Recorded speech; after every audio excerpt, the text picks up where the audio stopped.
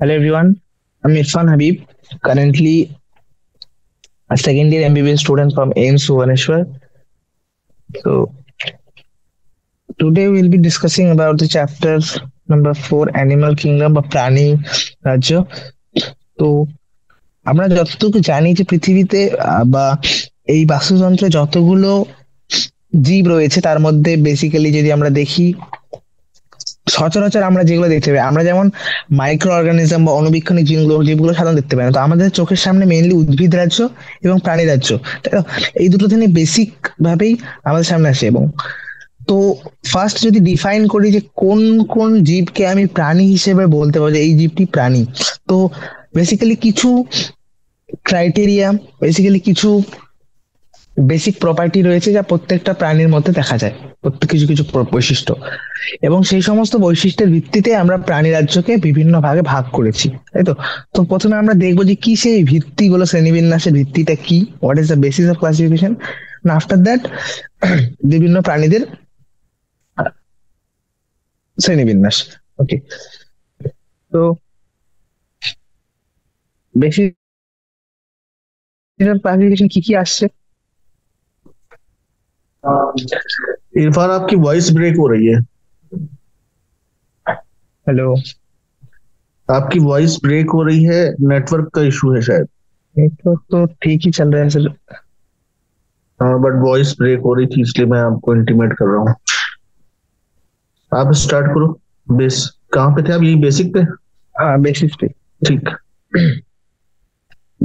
তো যেমন কিছু ফান্ডামেন্টাল বৈশিষ্ট্য, যেগুলো যদি একদম প্রাথমিক বৈশিষ্ট্য বলি, তাহলে যে সমস্ত জিনিসগুলো আসে ভিত্তি হিসেবে, সেগুলো হচ্ছে যেমন প্রথম, আমরা জানি প্রত্যেকটা প্রাণী বা প্রত্যেকটা জীবের কোষ দিয়ে গঠিত, তো সেই কোষগুলি কিভাবে সজ্জিত একটা দেহের মধ্যে, তাই কোষের সজ্জা রীতি।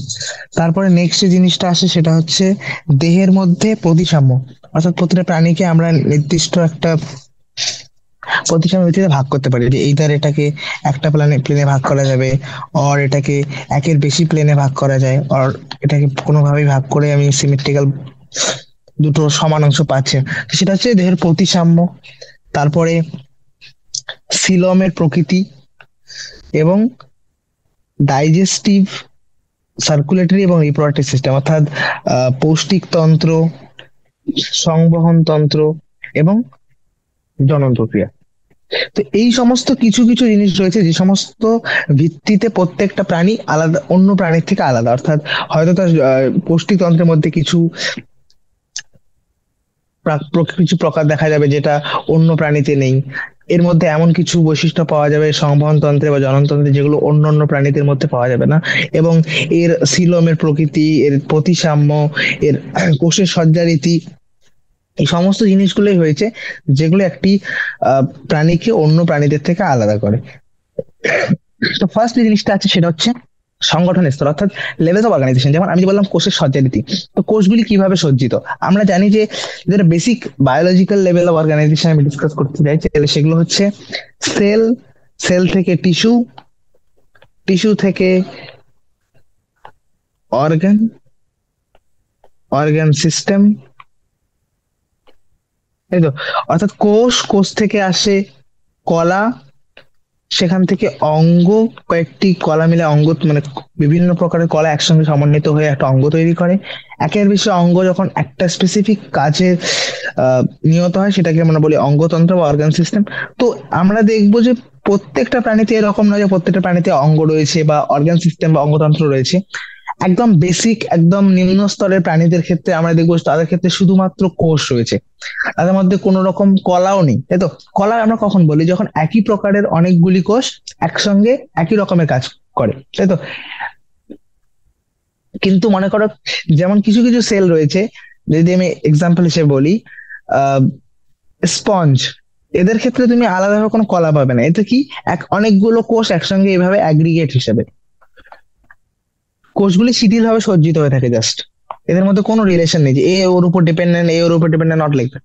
এদের মধ্যে কি রয়েছে যে প্রত্যেকটা কোষ নিজে নিজের কাজ করছে। কোনো একটি কোষ হয়তো এক্সক্রিয়েশন করছে, কোনো একটা কোষ হয়তো রেসপিরেশন বা শ্বাস প্রশ্বাসে হেল্প করছে। তো প্রত্যেকটা কোষ শিথিল ভাবে সজ্জিত এবং এদের মধ্যে কোনো রকম, এবার এদের মধ্যে কোনো কানেকশন। এবার নেক্সট টাইম যখন আসে, এটা হচ্ছে আর প্রথম, তাহলে সেলুলার লেভেল, এটা এটা হচ্ছে কোষের স্তরের, কোষীয় স্তর হয়ে গেল। তারপরে আসছে, মনে করো দু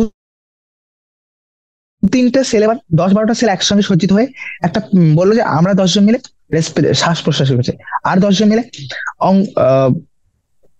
এক্সক্রিশন, আর 10জন মিলে ডাইজেস্টিভ সিস্টেম হেল্প করছে। তো এই যে ডিভিশন অফ লেবার, একটা মানে কার্যগত দিক থেকে যখন কোষগুলি কি করে, নিজেদের মধ্যে শ্রমের বিভাজন করে, যে সমস্ত কাজগুলো করছে সেই কাজগুলো যখন নিজেদের মধ্যে ভাগ করে নেয়, তখন সেই অ্যারেঞ্জমেন্টটায় কোষগুলি আর একটু মানে একটু জটিল হয়ে যায়, তাই তো? সেই সমস্ত কেসে আমি বলতে পারি যখন একের বেশি কোষ একসঙ্গে সজ্জিত হয়ে একটা স্পেসিফিক কাজ করছে, তখন সেটাকে বলা হয় টিস্যু বা কলা।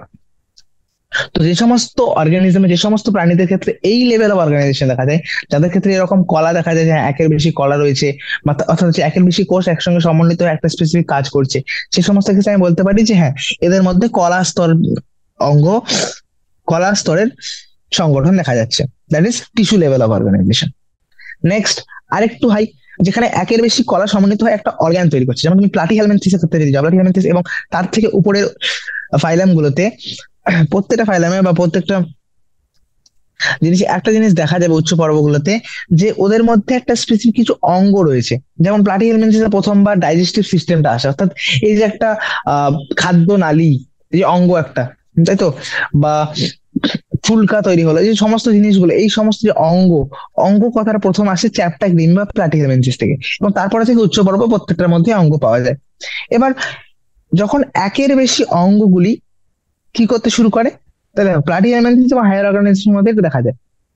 এবার নেক্সট লেভেলে যেটা আসে সেটা বোঝার চেষ্টা করি, যে এখানে অ্যানিলিট, তাই তো, বা সন্ধিবদ্ধ প্রাণী, সরি, অঙ্গুরিমাল প্রাণী, আর্থ্রোপড বা সন্ধিবদ্ধ প্রাণী, মোলাস্ক বা সম্বুক যেগুলো রয়েছে, এবং একাইনোডার্ম বা কন্টক, সবগুলো আমরা ডিসকাস করবো এক এক করে, কর্ডাটা, এই সমস্ত জিনিসগুলোতে একটা জিনিস মনে রাখতে হবে যে এখানে একের বেশি অঙ্গ মিলে একটা অঙ্গতন্ত্র তৈরি করে। যেমন আমি যখন বলছি আমার পৌষ্টিক তন্ত্র, তখন সেখানে শুধুমাত্র মুখ, খাদ্যনালী বা আহ পাকস্থলী আসছে না। স্পেসিফিক শুধু পাকস্থলীকে আমি পৌষ্টিতন্ত্র বলতে পারি না, পাকস্থলী, খাদ্যনালী, ক্ষুদ্রান্ত, বৃহদান্ত, সবাই মিলে যে একটা স্পেসিফিক কাজ করছে, সেটা কি? খাবারকে ভাঙা এবং খাবার থেকে পুষ্টিটা গ্রহণ করা, এবং যে যে বর্জিত পদার্থগুলোকে বের করে দেওয়া, তাই তো? এই যে পুরো একটা স্পেসিফিক ফাংশনে যে একের বেশি অঙ্গ একে অপরের সঙ্গে কানেক্টেড, এই একটা সিস্টেমের মতো, একটা তন্ত্রের মতো সেটা হচ্ছে অঙ্গতন্ত্র। এবং এই অঙ্গতন্ত্র কোথেকে শুরু হচ্ছে? অ্যানিলিটা থেকে, অর্থাৎ অঙ্গুরিমাল প্রাণী থেকে শুরু হবে, এবং তার থেকে যত উঁচু পর্ব রয়েছে সবগুলো পর্বের মধ্যেই এই সংগঠনটা দেখা যায়। কিন্তু যখন অঙ্গতন্ত্রের কথা বলছি, তখন অঙ্গতন্ত্রের মধ্যে জটিলতা রয়েছে। যেমন আমি যদি বলি পৌষ্টিকতন্ত্র, তো চ্যাপ্টা কৃমিদের পৌষ্টিকতন্ত্র কিরকম? তাদের ক্ষেত্রে আমরা জানি যে এদের ক্ষেত্রে কোনো স্পেসিফিক অঙ্গতন্ত্র সৃষ্টি হয়নি, তাদের ক্ষেত্রে কি ছিল? একটা স্পেসিফিক শুধু অর্গান ছিল, যে একটি অঙ্গ রয়েছে, যে একটি অঙ্গ পৌষ্টিক মানে খাদ্যের খাবার গ্রহণ, সেটার বর্জন বা সেটার পুষ্টিকরণে হেল্প করেছিল। সেটা ছিল কি? যে একটাই ওপেনিং রয়েছে, single opening out of the body, যেটা মাউথ এবং অ্যানাস দুটো হিসেবে কাজ করছিল, এরকম। কিন্তু পরবর্তীকালে কমপ্লিট একটা ডাইজেস্টিভ সিস্টেম, আমাদের ক্ষেত্রে অ্যানিলিডা দেখো, তাহলে কি একটা কমপ্লিট মাউথও রয়েছে আর কমপ্লিট একটা অ্যানাস, তাই তো? একটা মুখ এবং মুখচিত্র পায়ুচিত্র দুটো আলাদা আলাদা ভাবে প্রেজেন্ট। তো এটাকে আমি বলতে পারি কমপ্লিট। এখানে দেখো, যেখান দিয়ে খাবার আসে সেখান দিয়ে বেরোচ্ছে, এটা কমপ্লিট নয়, এটা ইনকমপ্লিট। তাহলে এখানে ইনকমপ্লিট ডাইজেস্টিভ সিস্টেম দেখা যায় কাদের? চ্যাপ্টা কৃমিতে। কিন্তু অ্যানিলিডা, আর্থ্রোপোডা বলো, এদের সব ক্ষেত্রে কমপ্লিট দেখা যাচ্ছে। সংবহনতন্ত্র সেরকম দুভাবে হতে পারে, একটি সংবহনতন্ত্র হতে পারে মুক্ত প্রকৃতির, একটা হতে পারে যুক্ত প্রকৃতির। মুক্ত কখন বলছি আমি? মুক্ত আমি তখনই বলবো যখন রক্ত কোষের সঙ্গে সংস্পর্শে আসে, কোষের সংস্পর্শে আসে, অর্থাৎ রক্ত বাহিত হয়ে হয়ে হয়ে একটা ফ্রি স্পেসে রক্তগুলো সব ছড়িয়ে যায়, সেখানে কোষগুলো থাকে এবং কোষগুলো ডিরেক্টলি সেখান থেকে নিউট্রিশন নিচ্ছে, ডিরেক্টলি সেখান থেকে গ্যাস এবং খাদ্যদ্রব্যগুলো যেগুলো রয়েছে সেগুলো গ্রহণ করছে। কিন্তু আমি এটাকে বদ্ধ সংবহনতন্ত্র কখন বলবো বা ক্লোজ টাইপ কখন বলবো? যখন রক্ত কখনোই প্রত্যেক সময়ে কোনো না কোনো একটা ভেসেল বা কোনো না কোনো একটি রক্ত বাহের মধ্যে যখন সংবাহিত হয়, তখন সেটাকে আমি বলি ক্লোজ টাইপের। যেমন হিউম্যান বডিতে দেখো, আমাদের রক্ত সবসময় আর্টারি, ভেইন, ক্যাপিলারি, কখনো রক্ত কিন্তু কোনো ফ্রি স্পেসে বেরোচ্ছে না, সবসময় বদ্ধ রয়েছে। তো এই যে ক্লোজ সিস্টেম হলো বা বদ্ধ সংবহন তন্ত্র হলো, এতে লাভ কি বা এর আমরা বেনিফিট কি পেলাম? তো বেসিক্যালি এভাবে আমরা বলতে পারি যে যখন বদ্ধ সংবহন তন্ত্র তৈরি হলো, তো বদ্ধ সংবহন একটা বেসিক যে লাভটা হয়েছিল সেটা হচ্ছে এদেরকে কন্ট্রোল করা খুব সহজ। আমরা জানি, মনে করো আমাদের কাছে যদি জল একটা পাইপের মধ্যে থাকে, তাহলে সেই পাইপের জলটাকে কন্ট্রোল করা খুবই সহজ, রাদার দেন যদি সেটা কোনো জায়গায় ছড়িয়ে ছিটিয়ে থাকে, তাই তো? তো সেরকমই হচ্ছে বদ্ধ সংবহন তন্ত্রের মধ্যে কন্ট্রোলটা বেশি এসেছিল। রক্তের আমরা চাপকে কন্ট্রোল করতে পারছিলাম, যখন উচ্চ রক্তচাপ হয়েছে চাপকে কমানো, নিম্ন রক্তচাপ হয়েছে চাপকে বাড়ানো। তো সমস্ত জিনিসগুলোকে কন্ট্রোল করার জন্য ধীরে ধীরে অভিযোজনের মাধ্যমে এই সমস্ত জিনিসগুলি ডেভেলপ হয়েছে। নেক্সট হচ্ছে প্রতিসাম্য বা সিমেট্রি।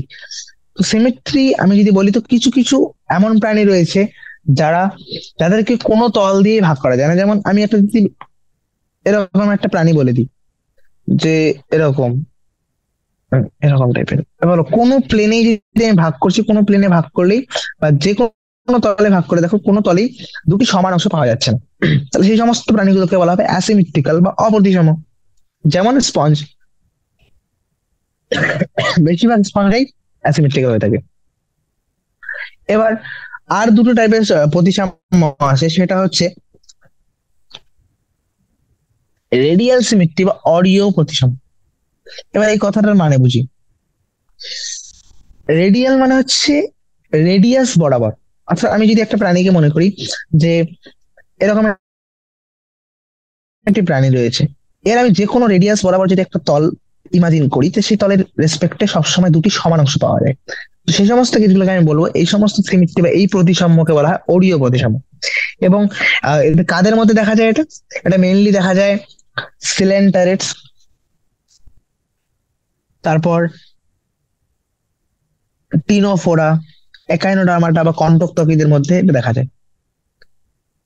অন্যদিকে সন্ধিল পদ, সরি, সন্ধিপদ বা অঙ্গুরিমাল প্রাণী বা অ্যানিলিড আর্থ্রোপড, এদের ক্ষেত্রে যদি দেখি, এদের ক্ষেত্রে এরকম আমি পাবো না যে যে কোনো তলে ভাগ করে দাও, দুটো হাফ, দুটো সমান অংশ পাওয়া যাবে, এরকম নয়। এদের ক্ষেত্রে বডির একটা স্পেসিফিক প্লেন রয়েছে। যেমন আমাদের হিউম্যান বডির কথা বলি, হিউম্যান বডিকে যদি আমি যে কোনো তলে ভাগ করি, সমান অংশ পাবো না, এখানে যদি করি পাবো না। কিন্তু একটা স্পেসিফিক রয়েছে, দেখো এই ভাবে যদি আমি ভাগ করি, সমান দুটি অংশ পাচ্ছি, তাই তো? রাইট হাফ, লেফট হাফ, সমান দুটি অংশ। তো এই যে আইডেন্টিক্যাল রাইট লেফট হাফ, যখন মানে সমান দুটি অংশ, এক্সাক্ট দুটি অংশ শুধু পাবো একটা প্লেন দিয়ে যখন ভাগ করা যাবে, তখন সেটাকে বলা হয় বাইল্যাটারাল সিমেট্রি বা দ্বিপার্শ্বীয় প্রতিসম। তাহলে তিনটাই প্রতিসম দেখা যায়। তাহলে আমরা এখন অব্দি দুটো শ্রেণীবিন্যাসের ভিত্তি পড়েছি। এক, কোষের সংগঠন স্তরগুলি, তারপরে তাদের প্রতিসমতা। এবার নেক্সট যে জিনিসটা আসে সেটা হচ্ছে দেহের মধ্যে যে সংগঠনগুলি রয়েছে, অর্থাৎ কিভাবে দেহের প্রত্যেকটা অঙ্গ বা প্রত্যেকটা পার্ট তৈরি হচ্ছে। তো সেটা যদি দেখতে যাই, তো একদম ভ্রূণ অবস্থায় কিছু কিছু প্রাণী রয়েছে যাদের ক্ষেত্রে শুধুমাত্র দুটি ভ্রূণ স্তর দেখা যায়, এটা হচ্ছে একটোডার্ম এবং এন্ডোডার্ম। তাহলে সেই সমস্ত প্রাণীগুলোকে বলা হয় দ্বিস্তরীয় প্রাণী, দ্বিস্তরীয় দেহ সংগঠন যুক্ত,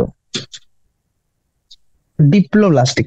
এবার এদের ক্ষেত্রে আরেকটা জিনিস মনে রাখার মতো এই যে এদের ক্ষেত্রে কোনো, অনেক সময় কি হয় যে একটোডার্ম এবং এন্ডোডার্মের মাঝে একটা আনডিফারেন্সিয়েটেড লেয়ার, তো একটা এমন স্তর পাওয়া যায় যে স্তরটি অবিভেদিত, মানে এটা না একটোডার্মে পরিণত হয়েছে, না এন্ডোডার্মে পরিণত হয়েছে, না অন্য কোনো স্তরে পরিণত হয়েছে। তো সেই অবিভেদিত স্তরটাকে বলা হয় মেসোগ্লিয়া। এবং এই ডিপ্লোব্লাস্টিক বা এর অপর নাম বলতে পারি দ্বিস্তরী প্রাণী, দ্বিস্তরীয় বলেছি। এবার কিছু কিছু ক্ষেত্রে কি দেখা যায়, কিছু কিছু এমন প্রাণী রয়েছে যাদের ভ্রূণ অবস্থায় তিনটি ভ্রূণ স্তর দেখা যায়। সেগুলো কি কি? বাইরে একটোডার্ম ছিল অলরেডি, ভিতরে এন্ডোডার্ম ছিল, আর মাঝখানে আরেকটা লেয়ার চলে আসলো, সেটা হচ্ছে মেসোডার্ম। তো এই যে যে সমস্ত প্রাণীদের ক্ষেত্রে একটোডার্ম এবং এন্ডোডার্মের মাঝে মেসোডার্ম চলে আসে, তাদেরকে বলছি ত্রিস্তরীয় প্রাণী বা ডিপ্লোব্লাস্টিক। তারপরে যে শ্রেণীবিন্যাসের ভিত্তিটা সম্বন্ধে আমরা বলতে যাচ্ছি সেটা হচ্ছে দেহ গহ্বর অর্থাৎ সিলোম। এবার সিলম কথাটার মাধ্যমে অনেক কিছুই বোঝানো হয়, কিন্তু আমরা এখানে যে সিলমটা বোঝাচ্ছি, যে দেহ গহ্বরের কথা বলছি, সেটি হচ্ছে যে দেহ গহ্বরের ক্ষেত্রে আমরা সিলম প্রথমে বুঝি ডেফিনেশনটা কি। আমরা কখন বলতে পারবো যে এটা একটা দেহ গহ্বর বা এটা একটা সিলম? তো যে জিনিসটা একটা সিলমকে ডিফাইন করে সেটা হচ্ছে যে দেহের প্রাকার বা দেহের যে বডি ওয়াল যেটা রয়েছে, মনে করো আমার এটা বডি ওয়াল, আর এই বডি ওয়াল আর একটা হচ্ছে পৌষ্টিক নালী, গাট ওয়াল, পৌষ্টিক নালীর যে প্রাচীরটা রয়েছে, পৌষ্টিক নালীর প্রাকার। একটা হচ্ছে দেহ প্রাকার বা দেহের যে ওয়ালটা রয়েছে যার মাধ্যমে দেহ বাহ্যিক পরিবেশ থেকে বিবেচিত, এবং আরেকটা হচ্ছে পৌষ্টিক নদীর যে প্রাকারটা বা যে বাউন্ডারিটা, যে ওয়াল রয়েছে। এই দুটোর মাঝখানে যদি আমি এখানে কোনো একটা স্পেস বা এখানে কোনো একটা ক্যাভিটি, গহ্বর দেখতে পাওয়া যায়, সেই গহ্বরটা হচ্ছে, এই গহ্বর এইদার হয় এটা প্রেজেন্ট আর এটা অ্যাবসেন্ট, এটা থাকতেও পারে না থাকতেও পারে। যদি থাকে তাহলে সেক্ষেত্রে আমি সেই সমস্ত প্রাণীকে বলবো সিলোমেট প্রাণী বা সিলোম যুক্ত, আর যাদের ক্ষেত্রে থাকবে না তারা হচ্ছে অ্যাসিলোমেট বা সিলোম বিহীন, তাই তো? এবার সিলোমেট কারা, কাদের ক্ষেত্রে সিলোম পাওয়া যায় এক্স্যাক্টলি, সেটা হচ্ছে তুমি অঙ্গুলিমাল থেকে শুরু করে অ্যানিলিড, আর্থ্রোপোডস, মোলাস্ক, এখানোডার্ম, হেমিকর্ডেটা, সবার মধ্যে পাওয়া যায়।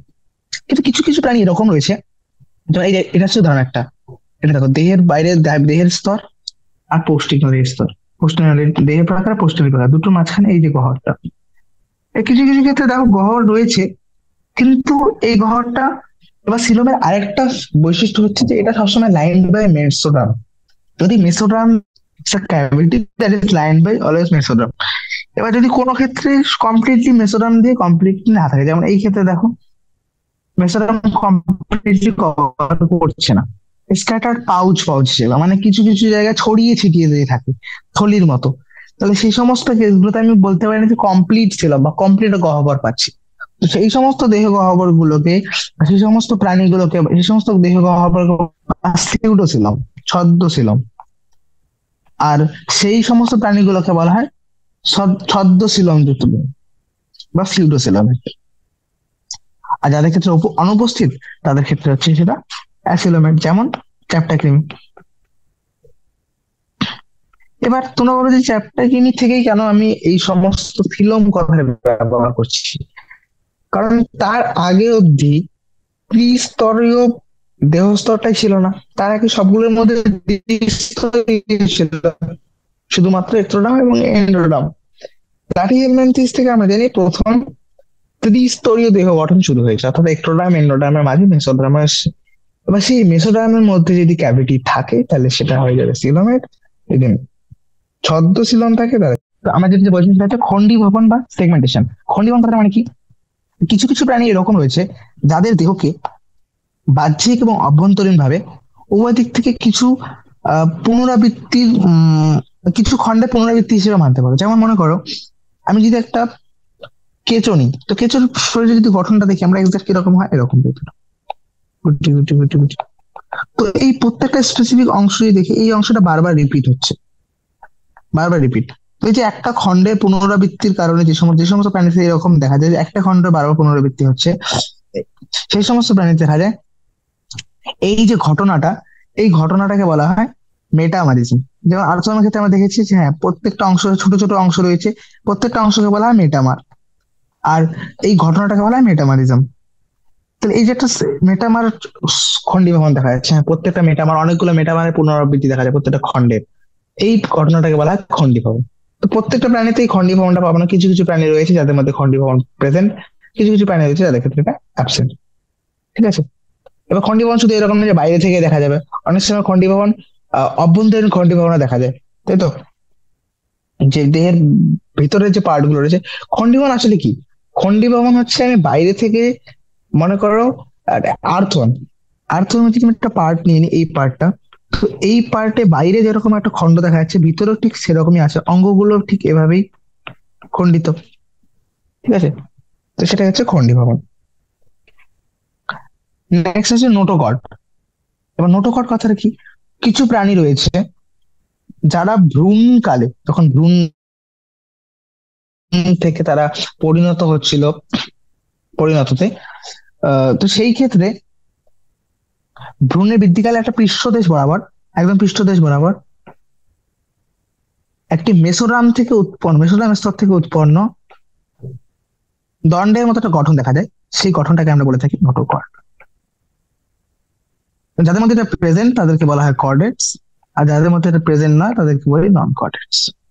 যারা প্রেজেন্ট তাদের বলে কর্ডাটা, আর যাদের মধ্যে নেই তারা হচ্ছে নন কর্ডাটা।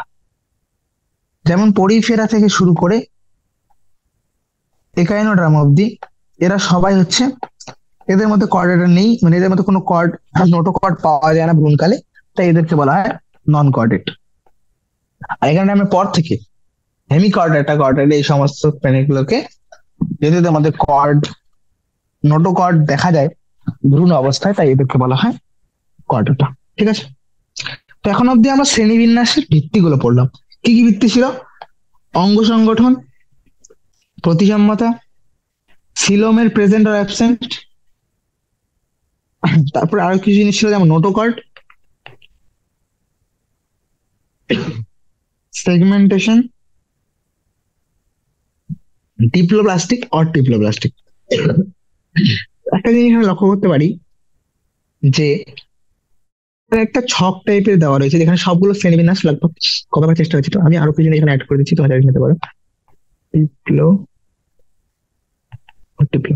তো তোমার সে অ্যানিমেলিয়া, প্রাণী, অর্থাৎ প্রাণীর ডেফিনেশন হিসেবে এটা মাল্টি সেলুলার হবে। এরা একের বেশি কোষ দিয়ে গঠিত এবং এরা লোকোমোশন করতে পারে। তো সবাই করতে পারে না, কিছু কিছু এক্সেপশন রয়েছে। এবং এরা সবাই আহ এরা সবাই কিরকম হয়, এরা নিজেদের খাবার নিজেরা তৈরি করতে পারে না, এরা নিজেদের খাদ্যের জন্য অন্যের উপর নির্ভরশীল। ঠিক আছে, তো লেভেল অফ অর্গানাইজেশন পুরো প্রথম থেকে শুরু করে একদম শুরুতে কি আসছে, সেলুলার, কোষীয়, কোষীয় স্তর যেগুলো দেখা যায়। ঠিক আছে, সেটা, এবং সিমেট্রি একদম অপতিসম, সিলম প্রেজেন্ট নয়। কি রয়েছে, পরিফেরা। এবার টিস্যু লেভেল কোথায় আসছে, সিলেন্টার্ড এবং টিনোফোরাই, টিস্যু লেভেল। অর্গান লেভেল ছিল প্লাটিহেলমিনথেস, অ্যাসকেলমিনথেস, অর্গান লেভেল। এদের মধ্যে কোনো, যেহেতু কোনো ডিপ্লো মানে 30 স্তরই নেই, তাহলে সিলোমের তো কোনো কথাই আসে না। তো এটা সিলোমেট, এটা সিলোমেট, এটা সিলোমেট। এদের ক্ষেত্রে একটা মেসোরাম দিয়ে কিছু কিছু থলির মতো ছড়িয়ে ছিটিয়ে থাকে কিছু কিছু গহ্বর, তো এরা সিউডো ছিলাম বা ছদ্ম ছিলাম দেখা যায়। আর এদের ক্ষেত্রে প্রকাশ ছিলাম দেখা যায় একদম। তো এটা ছিল কিছু ক্লাসিফিকেশন। আর কর্ডাটা শুধুমাত্র এই এখান থেকে বলতে পারে এরা শুধু কর্ডাটা, বাকি সবাই হচ্ছে নন কর্ডেটস। ঠিক আছে, দ্যাটস অল। এবার আমরা প্রত্যেকটা কি করছি, প্রত্যেক আমরা শ্রেণীবিন্যাসের ভিত্তি বুঝে গেছি। এবার আমরা প্রত্যেকটা ছোট প্রাণী রাজ্যকে অনেকগুলি ছোট ছোট ফাইলামে ভাগ করা হয়েছে, অনেকগুলো পর্বে ভাগ করা হয়েছে। যে সমস্ত পর্বগুলো কি কি? প্রথম যে পর্বটা আছে সেটা হচ্ছে পরিফেরা। এই পর্বের যে সমস্ত প্রাণীরা রয়েছে তারা সচরাচর স্পঞ্জ দ্বারা পরিচিত। এরা সাধারণত মেরিন অর্থাৎ সামুদ্রিক হয়ে থাকে এবং অ্যাসিমেট্রিক্যাল বা অপদিশম। এখানে যতগুলো ফিচার আমি এখন অব্দি লিখেছি, এই সমস্ত ফিচার গুলো যদি এই ছকটা কারো হয়ে যায় একবার মুখস্থ, তাহলে সে অনেকগুলো ফিচার না দেখেই বলে দিতে পারবে। তাই তো, এবার এখানে আমাদেরকে কিছু স্পেসিফিক টার্মকে আইডেন্টিফাই করতে হয়। ঠিক আছে, যেমন অ্যাসিমেট্রিক্যাল জিনিস আমরা অলরেডি পড়েছি, এই জিনিসগুলো এখানে রিমেম্বার করার দরকার নেই। এখানে আমরা কি দেখলাম যে এক, এদের এরা স্পঞ্জিলায় পরিচিত, এরা সামুদ্রিক, সাধারণত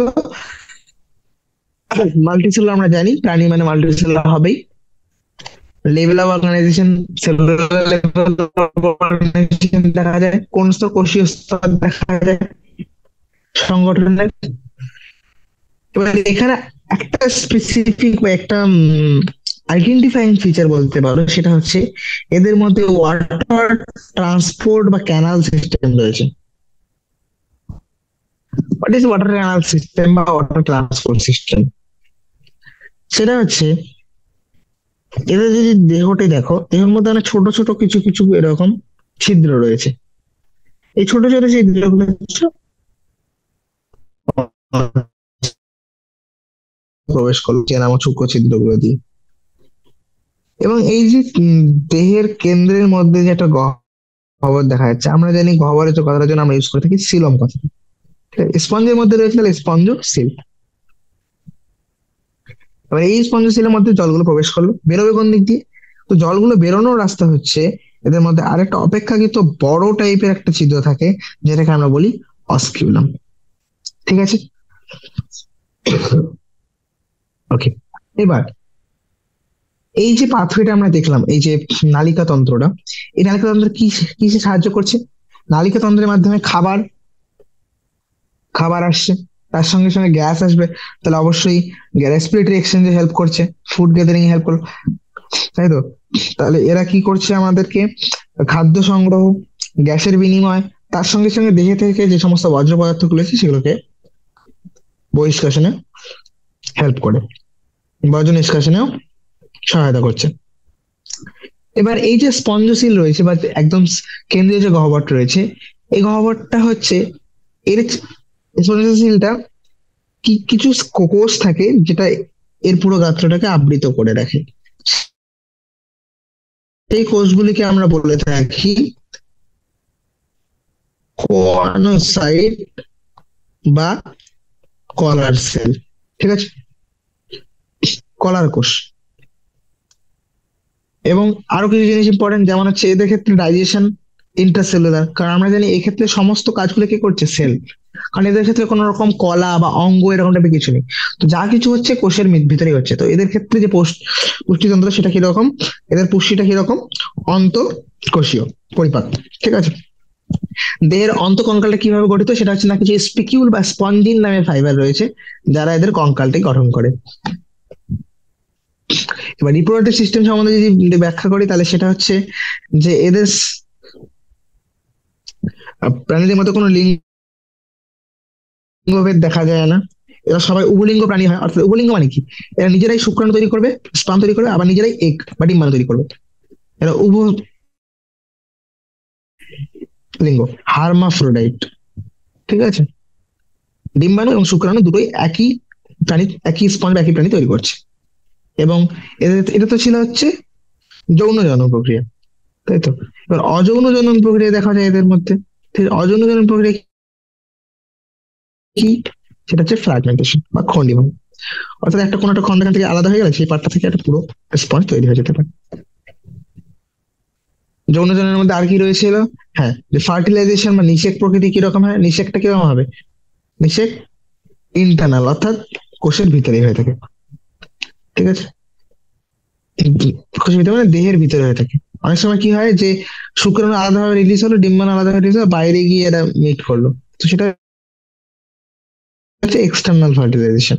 আর এরকম হতে পারে যে দেহের মধ্যে ডিম্বাণু তৈরি হচ্ছে, দেহের মধ্যে শুক্রাণু, তো এদের মধ্যে ফিউশন হয়ে গেল, এটা হচ্ছে ইন্টারনাল। বা এরকম হতে পারে দেহের মধ্যে ডিম্বাণু রয়েছে, বাইরে থেকে আসলো, ভিতরে করলো, তো সেটা হচ্ছে ইন্টারনাল। দেহের ভিতরে হলে ইন্টারনাল, বাইরে হচ্ছে এক্সটার্নাল। এদের নিষেক প্রকৃতির, অন্তঃনিষেক প্রকৃতি, অন্ত অন্তঃনিষেক প্রকৃতি দেখা যায়। এবং ইনডাইরেক্ট বা পরোক্ষ, ইনডাইরেক্ট ডেভেলপমেন্ট, ডেভেলপমেন্ট সাধারণত বেসিক্যালি জিজ্ঞেস করা হয় না, তো বেশি দিমাগ লাগিয়ে লাভ নেই। ঠিক আছে। এবং আরেকটা জিনিস ইম্পর্টেন্ট যে এদের যে লার্ভার দশাটা রয়েছে সেই লার্ভার দশাটা পূর্ণাঙ্গ প্রাণী থেকে অনেক বেশি আলাদা। ঠিক আছে, এক্সাম্পল মনে রাখতে হবে। এক্সাম্পল আমাদের কি কি রয়েছে? বেসিক্যালি এক্সাম্পল হচ্ছে স্পঞ্জি, স্পঞ্জিলা, বা যেটাকে আমরা বলি স্বাদু জলের স্পঞ্জ, ইউস্পঞ্জিয়া বা যেটাকে আমরা বলি বাথ স্পঞ্জ। এখানে দেওয়াও রয়েছে, এ দেখতে পারো এটা ইউস্পঞ্জ। অনেকটা লাগছে না যে বাথ করে যে সমস্ত আমরা স্নান করার সময় ইউজ করে থাকি স্পঞ্জ টাইপের, তো বাথ স্পঞ্জ, ইউস্পঞ্জিয়া। স্পঞ্জিলা, এটা হচ্ছে স্পঞ্জিলা, স্বাদু জলের স্পঞ্জ। আর এই স্পঞ্জটাকে যদি ধ্যান দেখো, সাইকন বা স্কাইফা, তিনটে নাম রয়েছে। নেক্সট যে পর্বটা আসে সেটা হচ্ছে সিলেন্টারেটা বা নিডারিয়া। তো প্রথমে আমরা বুঝবো এদের নামটা সিলেন্টারেটা বা নিডারিয়া কেন। তো এদের নাম সিলেন্টার এটা এই জন্যই যে,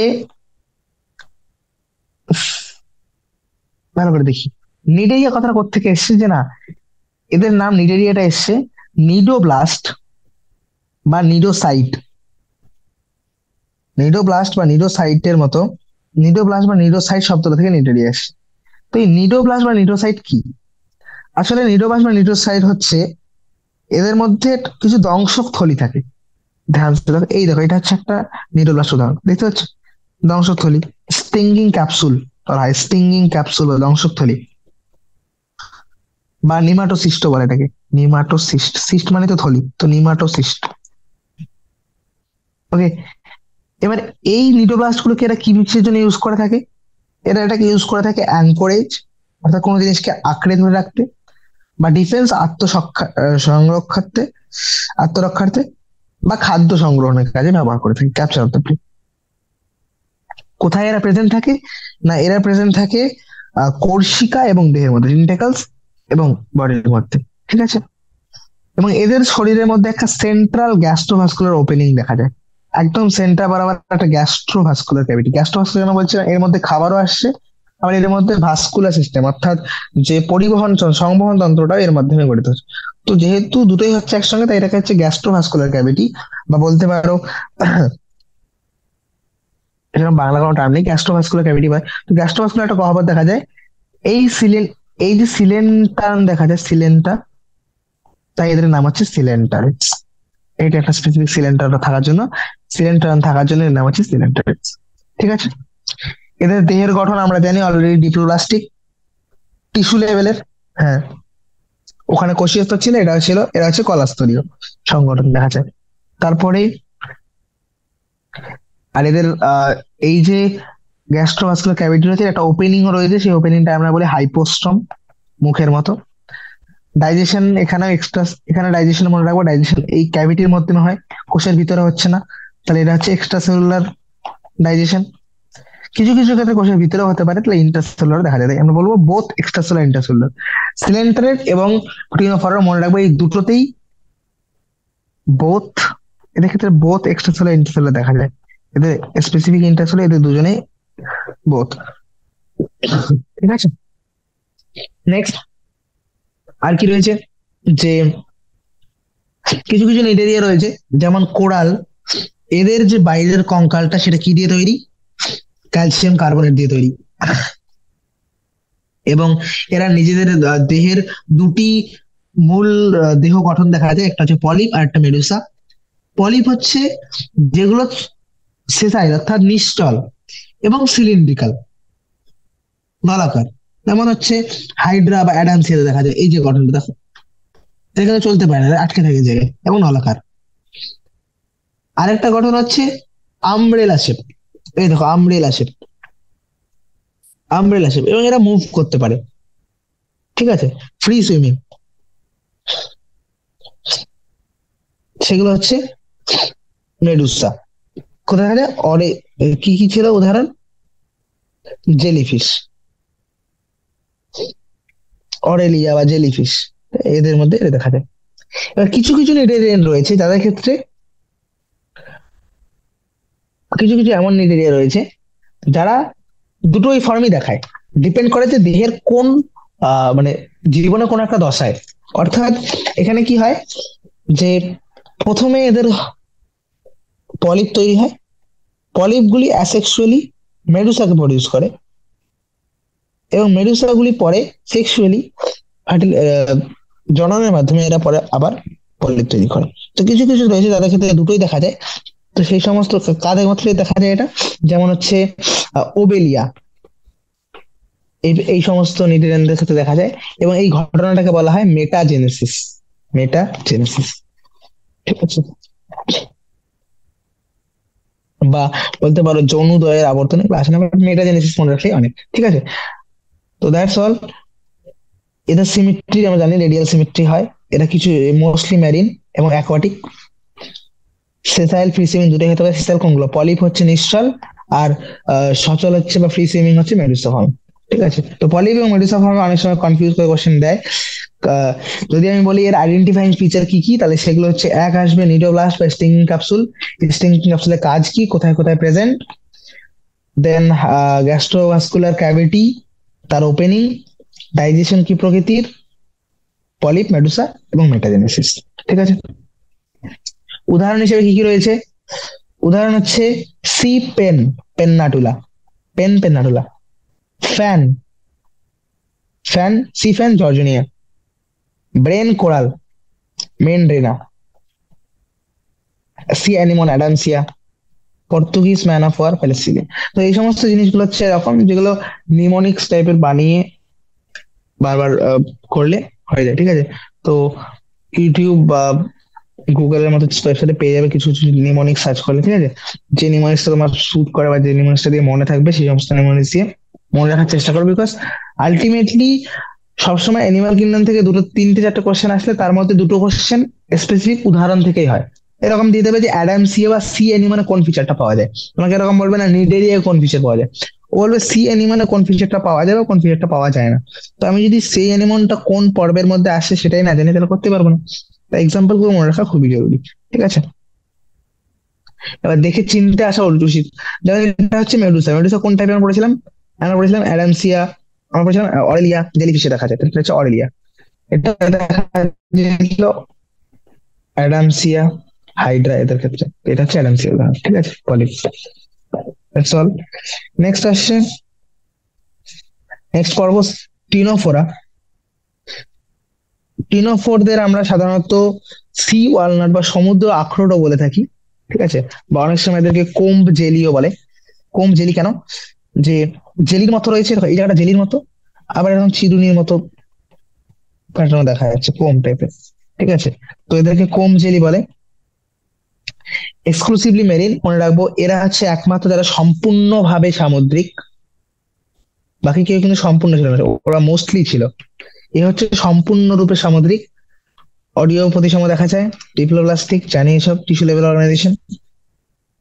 এবার আইডেন্টিফাইং ফিচার কি, যে বডির মধ্যে আটটা এরকম রো থাকে, একটা দুটি তিনটে চারটে পাঁচটা ছটা সাতটা, আটটা রো রয়েছে যেখানে সিলিয়েটেড কমপ্লেট দেখা যায়। এর মধ্যে দেখো এখানে কমপ্লেট দেখতে পাওয়া যাবে, আটটা সারি রয়েছে যেগুলোতে শিলাযুক্ত কমপ্লেট রয়েছে। এবং এরা কি করে? এরা হচ্ছে এর মুভমেন্ট, লোকোমোশন হেল্প করে, চলনের সচরাচর চলতে সাহায্য করে। ঠিক আছে, ডাইজেশন আমরা জানি বোথ এক্সট্রাসেলুলার ইন্টারসেলুলার। এবং আরেকটা ইম্পর্টেন্ট ফিচার হচ্ছে বায়োলুমিনেসেন্স, বা এরা জৈব জ্যোতি বিচ্ছুরণ করে। অর্থাৎ এই সমস্ত অর্গানিজমরা নিজেরা কি করতে পারে? আলো তৈরি করতে পারে।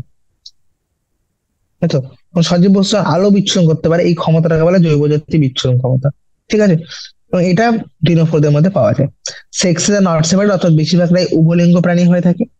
রিপ্রোডাকশন প্রধানত যৌনজনন প্রক্রিয়া হয়, এবং যদি আহ যে নিষেক প্রক্রিয়াটা, নিষেক সাধারণত দেশের দেহের বাইরে হয়, এক্সটার্নাল ফার্টিলাইজেশন এবং পরোক্ষ পরিস্ফুরণ দেখা যায়।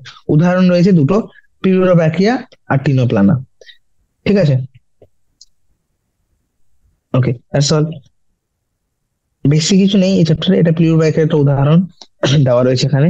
তো পরবর্তী টিনোফোরা মনে রাখার মতো জিনিস কি রয়েছে? এদের নাম সি ওয়ালনাট বা কমজেলিস।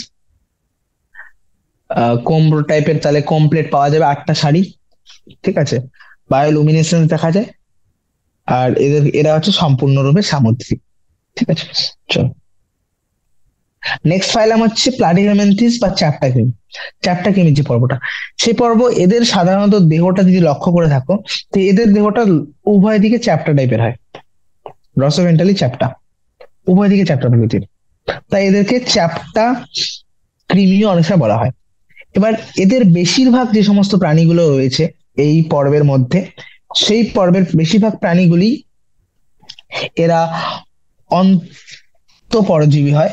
অর্থাৎ এরা বেশিরভাগ মানুষ সহ অন্যান্য প্রাণীদের শরীরের মধ্যে পরজীবী রূপে অবস্থান করে। চ্যাপ্টাকিমিরা দ্বিপার্শ্বীয় ভাবে প্রতিসম, বাইল্যাটারাল সিমেট্রিক্যাল, প্রথম এখানে আসে, ট্রিপ্লোব্লাস্টিসিটি আসে, কোন রকম সিলোম নেই, অ্যাসিলোমেট, এবং লেভেল অফ অর্গানিজম শরীরের অঙ্গ সংগঠন দেখা যায় এখানে।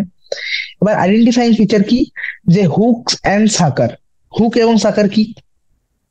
দেখো, যখন কোনো একটা প্রাণী অন্য একটা প্রাণীর শরীরের মধ্যে পরজীবী রূপে বসবাস করবে, তার কি দরকার? প্রথম হচ্ছে সে সেই প্রাণীটির শরীরের মধ্যে আটকে থাকার জন্য একটা অঙ্গ দরকার, সেটা হচ্ছে হুক, যার মাধ্যমে সে সেখানে আটকে থাকবে। আর একটা হচ্ছে চোষক বা সাকার, যার মাধ্যমে সেই প্রাণীটা থেকে ও কি করবে, পুষ্টি গ্রহণ করতে পারবে। ঠিক আছে? তো এদের মধ্যে কিছু সংখ্যক প্রাণী রয়েছে যারা কি করে, অনেকে রয়েছে যারা হোস্টের বডি থেকে ডিরেক্টলি বডি সারফেস দিয়ে, কোনো চোষকের দরকার হয় না, দেহ তল দিয়ে অনেকে আবার নিউট্রিশন গ্রহণ করে। ঠিক আছে, এটাও রয়েছে একটু কিছু কিছু প্রাণীদের ক্ষেত্রে। এবার স্পেসিফিক একটা ফিচার রয়েছে যে এদের মধ্যে একটা সেল রয়েছে, ফ্লেম সেল। এই ফ্লেম সেল কি করে? It helps in অসমো regulation.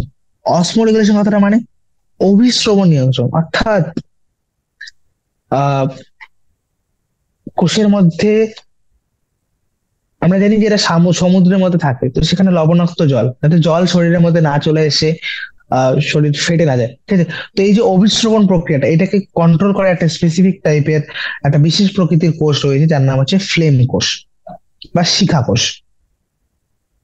এর একটা কাজ হচ্ছে অসমো রেগুলেশন, অভিস্রবণ নিয়ন্ত্রণ, আর একটা হচ্ছে এক্সক্রিশন বা রেচন। ঠিক আছে? এরাও উভলিঙ্গ প্রকৃতি হয়, লিঙ্গভেদ দেখা যায় না। তবে এদের ফার্টিলাইজেশনটা মনে রাখার মতো, এদের ফার্টিলাইজেশন ইন্টারনাল, এবং ডেভেলপমেন্ট পরোক্ষভাবে নয়, কিছু কিছু লার্ভার দশার মাধ্যমে লার্ভা দশাগুলি আসে, তারপরে পরিস্ফুরণ হয়।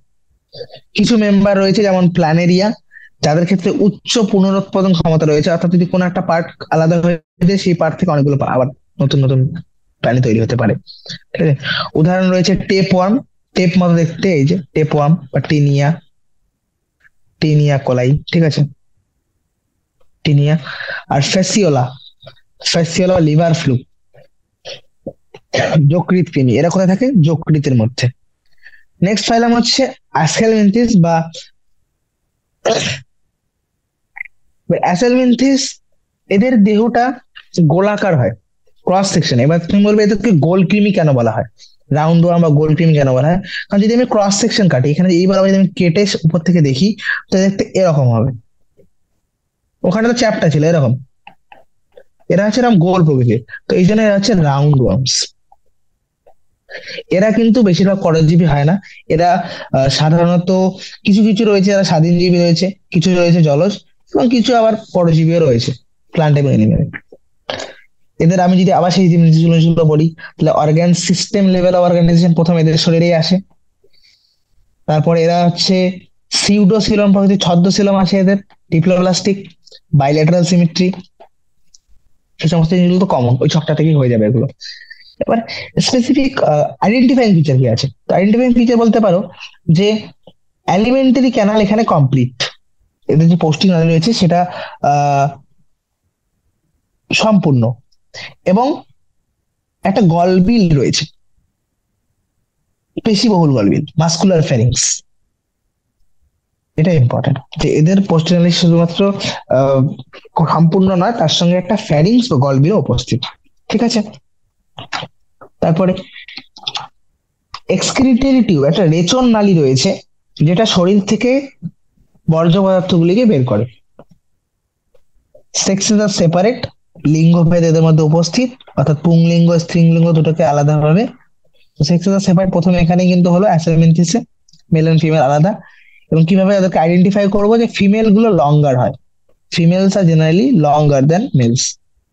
এবং যদি লঙ্গার হয় তো আরেকটা জিনিস হচ্ছে, মেলের যে ডিস্টাল পার্টটা থাকবে, এখানে একটা এরকম এরকম হুক টাইপের থাকবে। ঠিক আছে? আর ফিমেলদের এরকম থাকে না, ফিমেলদের জাস্ট ইউ করবে। একটা জিনিস ফিচার রয়েছে, এই দুটো ফিচার দিয়ে আইডেন্টিফাই করতে পারি মেল আর ফিমেলকে। ফার্টিলাইজেশন বা নিষেক প্রকৃতির, এখানে কি অন্তঃনিষেক হয়, ইন্টারনাল। ডেভেলপমেন্ট বা পরিস্ফুরণ সাধারণত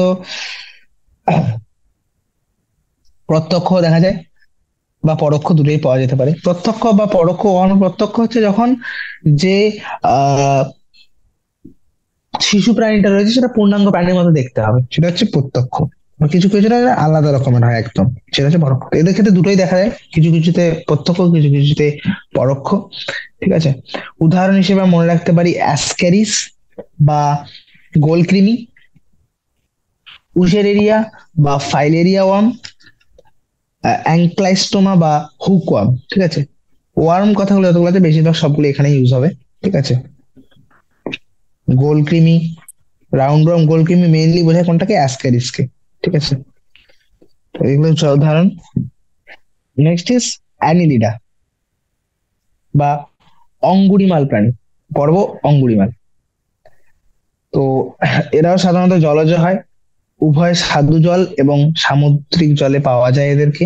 কিছু কিছু রয়েছে যারা স্থলজ হয়ে থাকে, টেরেস্ট্রিয়াল। এরা স্বাধীনজীবী হতে পারে, আবার পরজীবী হতে পারে, প্যারাসিটিক। এদের শরীরের গঠন যদি বলি তাহলে অর্গান সিস্টেম লেভেল অর্গানাইজেশন, অর্থাৎ আহ, অঙ্গতন্ত্র, তাই তো, দেখা যায় অঙ্গতন্ত্র স্তরীয় সংগঠন দেখা যায়, দ্বিপার্শ্বীয় প্রতিসম, ডিপ্লোব্লাস্টিক ত্রিস্তরীয় গঠন। হ্যাঁ, এদের ক্ষেত্রে আমি বলেছিলাম সেগমেন্টেশন টার্মটা আসবে, তো মেটামেরিক্যাল সেগমেন্টেশন দেখা যায় অঙ্গুরিমালদের ক্ষেত্রে, তাই তো। এই দেখতে পাচ্ছ, এই যে এগুলো মেটামার, এই যে সব মেটামার, প্রত্যেকটা সেগমেন্ট বলে মেটামার্স। এই জন্য এই পুরো ফাইলাম, এই পর্বটার নাম অ্যানিলিড বা অঙ্গুরিমাল কেন? কারণ তুমি যদি ভালো করে লক্ষ্য করে দেখো, তো ল্যাটিন কথা অ্যানুলাস কথাটা থেকে এসছে, অ্যানুলাস মানে হচ্ছে লিটল রিং। তো অনেকগুলো মনে হচ্ছে অনেকগুলো রিং রিং রিং রিং রাখা আছে, দ্যাট ইজ এর নাম অ্যানিলিডা। ঠিক আছে, এদের ক্ষেত্রে কিছু লঙ্গিটিউডিনাল এবং সার্কুলার মাসেলও দেখা যায়, তাই তো, অনুদৈর্ঘ্য এবং বৃত্তাকার পেশি, যেগুলো চলনে সাহায্য করে। ওকে, অ্যাকোয়াটিক অ্যানিলিড বা যদি বলি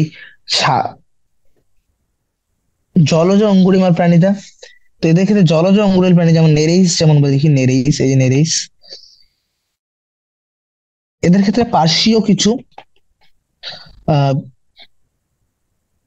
উপাঙ্গ দেখা যায়, পার্শ্বীয় উপাঙ্গ, যেগুলোকে বলা হয় প্যারাপোডিয়া, প্যারাপোডিয়া।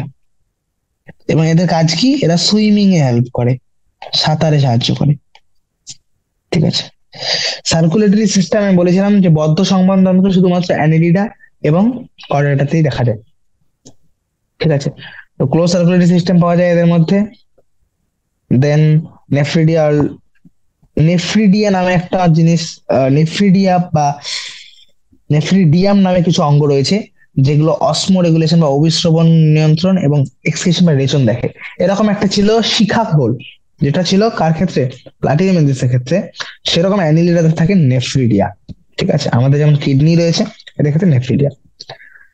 এদের ক্ষেত্রে আহ স্নায়ু তন্ত্র যদি বলি, তো স্নায়ুতন্ত্র হচ্ছে দুটো এরকম, দুটি অঙ্কীয় স্নায়ুরজ্জ থাকে, যার মধ্যে গ্যাংলিয়া থাকে কিছু। ঠিক আছে, পেয়ার্ড গ্যাংলিয়া, যুগ্ম গ্যাংলিয়া দেখা যায় এরকম।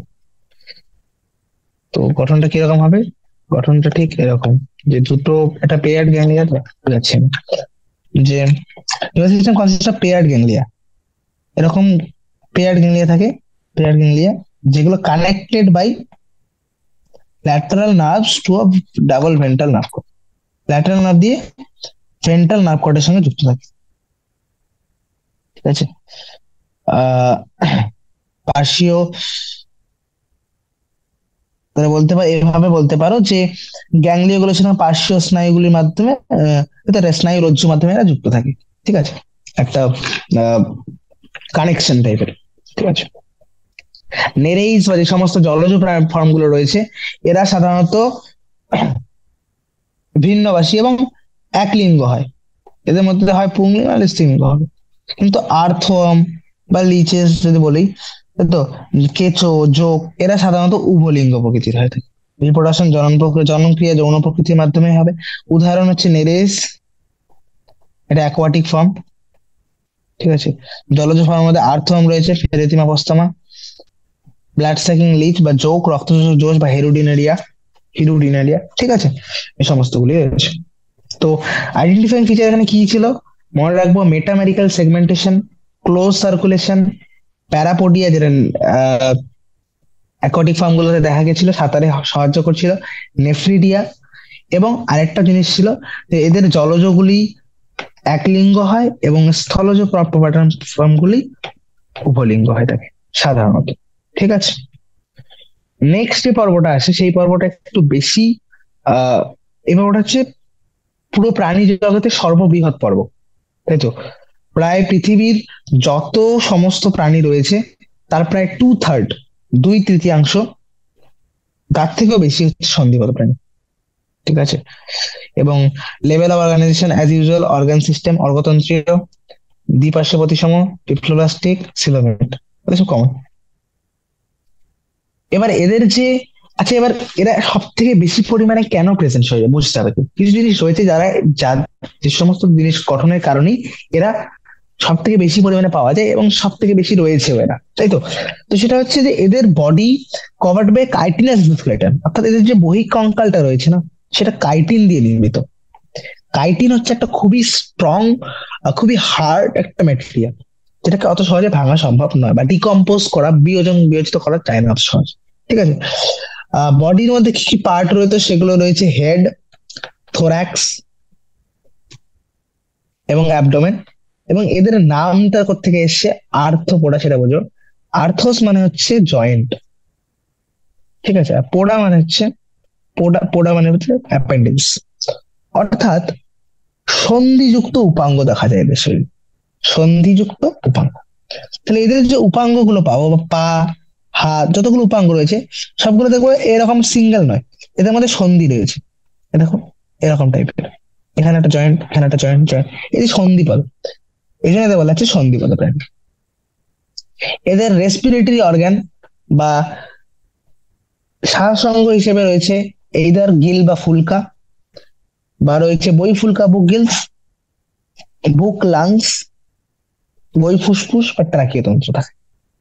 এবার কারো ক্ষেত্রে গিল রয়েছে, কারো ক্ষেত্রে বুক গিল, কারো ক্ষেত্রে বুক গাল, এভাবে। ঠিক আছে, সার্কুলেটরি সিস্টেম মনে রাখবো ক্লোজ নয় কিন্তু, ক্লোজ শুধুমাত্র অ্যানিলিডা এবং কর্ডাটাই ছিল। আর্থ্রোপোডা সঙ্গীবদ্ধের ক্ষেত্রে এটা কিরকম টাইপের হবে, ওপেন প্রকৃতির, খোলা, মুক্ত সংবহন তন্ত্র। ঠিক আছে, এদের সেন্সরি অর্গান হিসেবে বা জ্ঞানেন্দ্রিয় হিসেবে কে রয়েছে, অ্যান্টেনা বা শুঙ্গ যেটাকে বলি, চক্ষু, আইস, চক্ষু। ঠিক আছে, স্ট্যাটো সিস্ট, ভারসাম্য রক্ষাকারী অর্গান, এই সমস্ত জিনিসগুলো থাকে জ্ঞানেন্দ্রিয় হিসেবে। রেচনে সাহায্য করে ম্যালপিজিয়ান পিপুল, প্রধানত এরা ডায়োসিয়াস হয় বা উভলিঙ্গ, সরি ডায়োসিয়াস মানে সরি ভিন্নবাসী, বা ডায়োসিয়াস মানে বলতে পারো এক লিঙ্গ, এক লিঙ্গ বা ভিন্নবাসী। ঠিক আছে, ফার্টিলাইজেশন ইন্টারনাল হয়ে থাকে, প্রধানত এরা Irfan, ওভিপারাস হয়। we need to close the session in a minute. Okay sir, अभी हो गया, बस हाँ, एग्जाम्पल ठीक, बता दो। okay. তো এদের নিষেক প্রক্রিয়া সাধারণত অন্তঃনিষেক হয়ে থাকে, অর্থাৎ কোষের ভিতরে sorry, দেহের ভিতরেই নিষেক হয়ে থাকবে, এবং মোস্টলি ওভিপেরাস মানে এরা সাধারণত অন্ডজ বা ডিম পাড়ে। এদের যদি আমি বলি যে পরিস্ফুরণ কি প্রকৃতির হয়, তো পরিস্ফুরণ প্রত্যক্ষ এবং পরোক্ষ দূরে দেখা যাবে, অর্থাৎ হতে পারে যে এদের যে শিশুরা পূর্ণাঙ্গদের মতো দেখতে হতে পারে, আবার নাও হতে পারে, ডিরেক্ট এরা দুটোই দেখা যায়। উদাহরণ হিসেবে এখানে মনে রাখতে হবে যে ইকোনমিক্যালি ইম্পর্টেন্ট গুণগুলো, মানে আহ অর্থনৈতিকভাবে গুরুত্বপূর্ণ গুলোকে আমরা শুধু মনে রাখছি এখানে, সেগুলো হচ্ছে এপিস বা যেটাকে আমরা বলে থাকি মৌমাছি, তাই তো, মৌমাছি, হানিবি, সিল্ক ওয়ার্ম বা রেশম মথ, লেসিফার বা লাক্ষা পতঙ্গ। ঠিক আছে, ল্যাকেন্সেট, ভেক্টর বা কোনগুলি হচ্ছে বাহক হিসেবে কাজ করে, যেমন অ্যানোফিলিস, কিউলেক্স, এডিস। এরা বিভিন্ন রকম মশা যারা বিভিন্ন আহ রোগের পরজীবীগুলোকে বা যে ব্যাকটেরিয়া, ভাইরাস রয়েছে সেগুলোকে পরিবহন করে থাকে। গ্রিগেরিয়ান পেস্ট বলতে পারো, যুদ্ধচর পেস্ট মানে যেগুলো হচ্ছে খুব বেশি ভয়, মানে আমাদের শস্য পদার্থ জিনিসগুলোকে খারাপ করে দেয়, যেমন হচ্ছে লোকাস্টা বা লোকাস্ট। ঠিক আছে, এবং জীবন্ত জীবাশ্ম হিসেবে রয়েছে লিমুলাস বা রাজ কাঁকড়া। এদেরকে জীবন্ত জীবাশ্ম বলা হয় কেন, কারণ এদের এই পর্বের মানে এর সময় সঙ্গে যেগুলো পাওয়া যেত, যে সমস্ত প্রাণীগুলো তারা প্রায় সবাই হারিয়ে গেছে। এই সমস্ত প্রাণীগুলো এখনো রয়েছে, যারা খুব কম সংখ্যক রয়েছে, তো এদেরকে লিভিং ফসিল বলা হয়, এরা পুরোপুরি বিলুপ্ত হয়ে যায়নি, এরা রয়েছে এবং এদের মধ্যে খুব বেশি চেঞ্জও আসছে না। দ্যাট ইজ, এরা হচ্ছে লিভিং ফসিলস বা জীবন্ত জীবাশ্ম। উদাহরণ হচ্ছে রাজ কাঁকড়া বা লিমুলাস। তো দ্যাটস অল অ্যাবাউট আর্থ্রোপোডা।